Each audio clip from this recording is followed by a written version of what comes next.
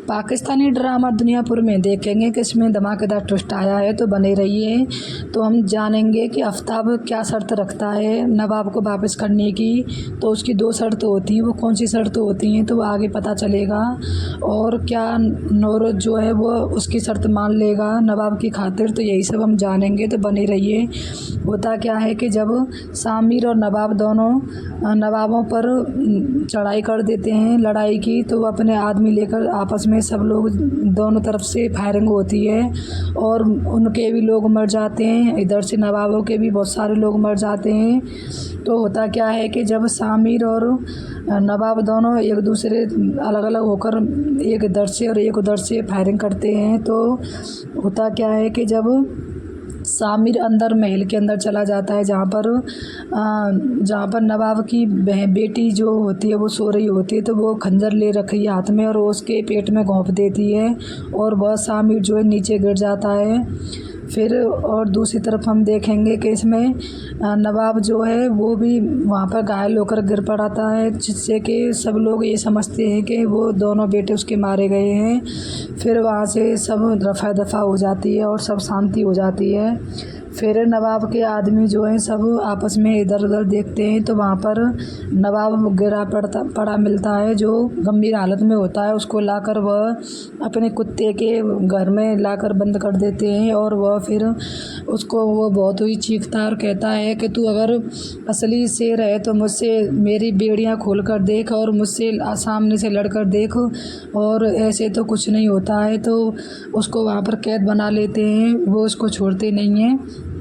दूसरी तरफ जो है सामिर को वहाँ से के जो अपने बंदे होते हैं सामिर के, वो खुद उसको ले जाते हैं और हॉस्पिटल में जाकर एडमिट करा देते हैं, जहाँ पर नौरोज के पास खबर जाती है कि सामिर, और वहाँ पर पहले खबर ये जाती है कि दोनों बेटे मारे गए हैं, तो उसके घर में मातम छाया हुआ होता है। फिर पता चल जाता है कि वो मरे नहीं हैं, वो दोनों जिंदे हैं। एक नवाब जो उसकी कैद में है और सामिर हॉस्पिटल में है, तो वहाँ पर नौरोज जाता है और अपने सामने उसका ऑपरेशन करवाता है, जिससे उसको होश भी आ जाता है सामिर को, वो ठीक है, सही सलामत होता है।